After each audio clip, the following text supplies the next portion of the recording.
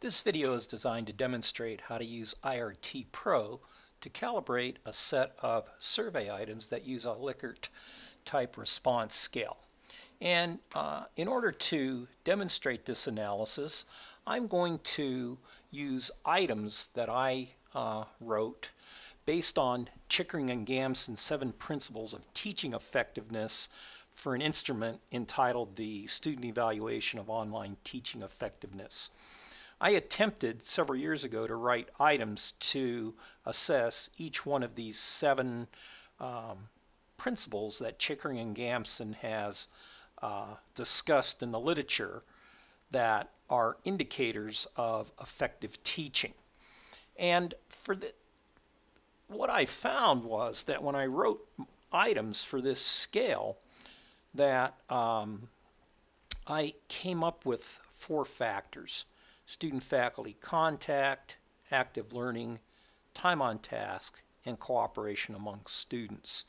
And for this particular demonstration, I'm going to use the time on task items.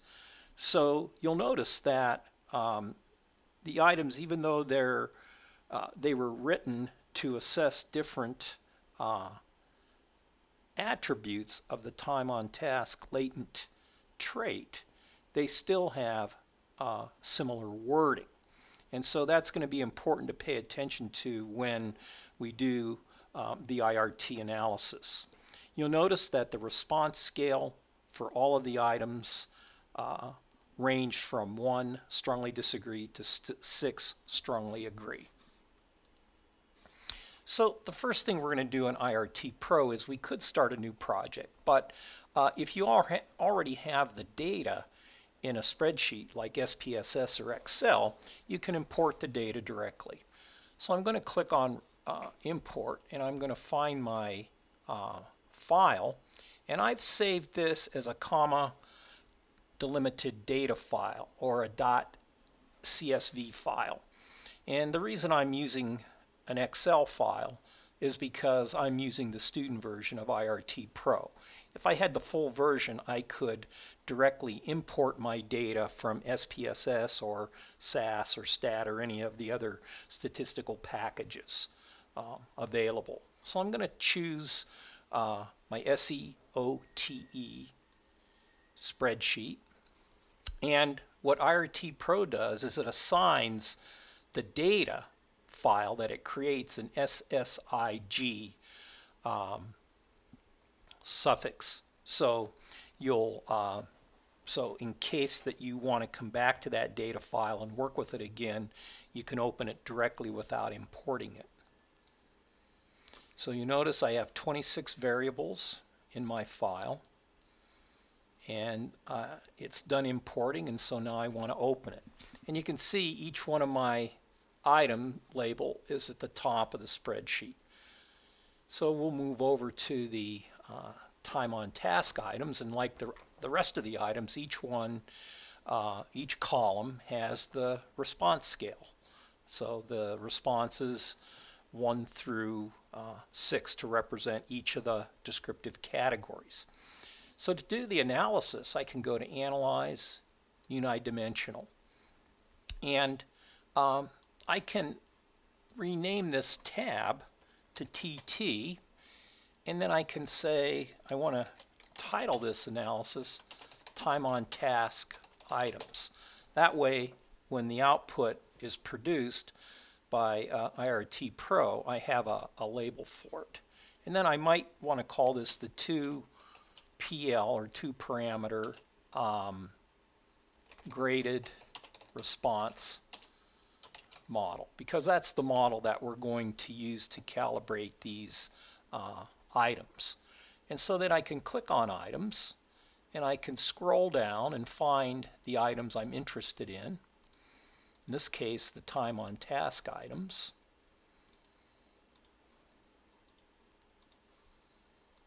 And I can move them over into the item box. And then I'll click on the Model tab, and I should see that for each item there's 6 categories. If I don't have 6 categories, then I've got to go back to my spreadsheet and find out what happened, because all all the items should only have a range from 1 to 6. And you can see each of the data codes here, and this is how the items are scored. So 1 is a 0, 2 is a 1, 3 is a 2, etc.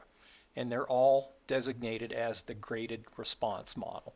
Now I could change this to a partial credit or a nominal model if I had different types of items that required that. But in this case, they're all going to be analyzed by the graded response model because it's a Likert scale, it's ordered, and it has 6 categories. And then I can click on Run, and I get my output. And so you can see in the first table, I have my slope parameter and then my constants for each of my parameter estimates.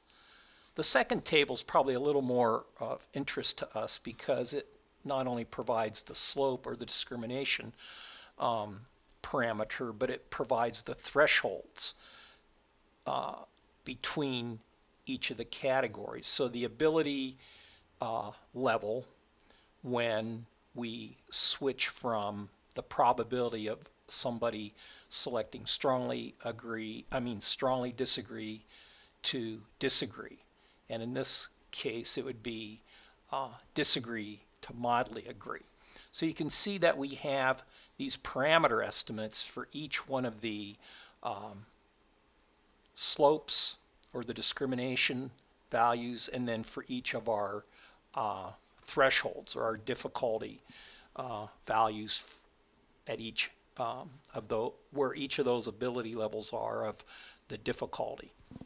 And so in this case, these are the estimates that are used to calculate the log likelihood that somebody will choose one of the response categories to the item.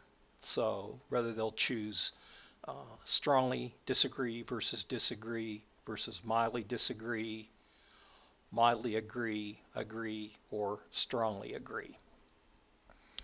The next table is our fit statistics, if you will. And according to Thyssen and and others who developed this program, values of 0.01 or less are usually considered misfitting. So we have basically 3 of our items aren't fitting well because they're less than the probability of fitting the data is less than 0.01, and 3 of the items fit. So what we really want to look at here qualitatively is if most of those items are fitting well. In this case, we have about half that indicate a good fit. The other half, the fit is not so good. So this might mean that we'll need to eventually sometime reanalyze this scale, maybe take some of the items out because of their failure to match the data structure better.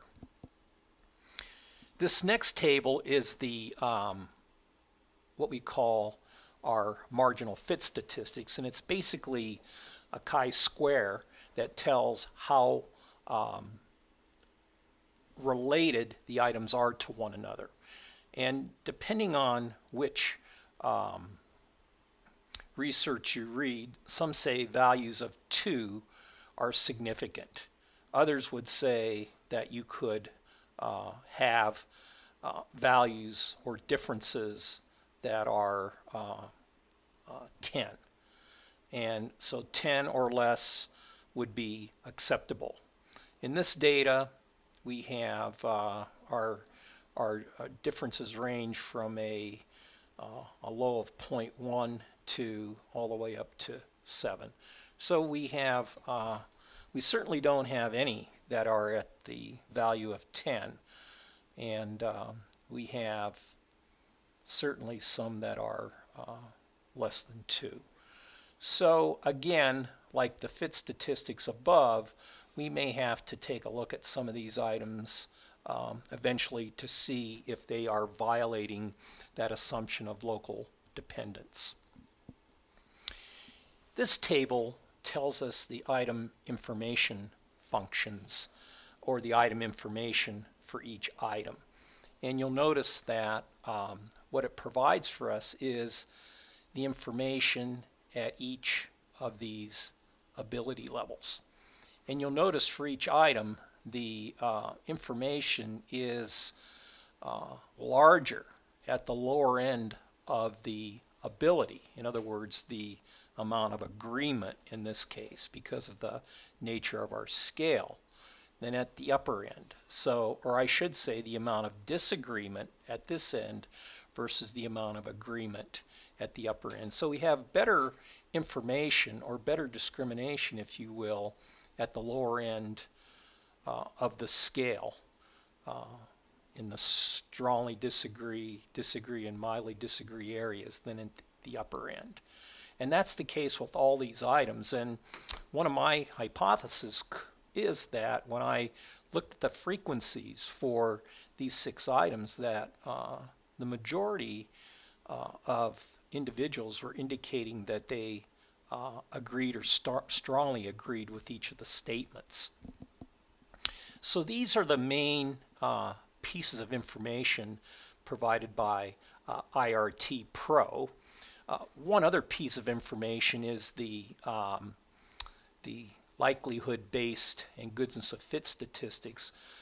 What these can be used for is if, let's say, that I were to delete an item and then ran the analysis again, I could compare these fit statistic values to see if they are different enough to say that one model is more appropriate or fits the data better than another. So the next video I'm going to make is I'm going to show what the curves for each item look like. The item characteristic curves, the category curves, and the test information function. And I think that will help to interpret the information that's available in these tables.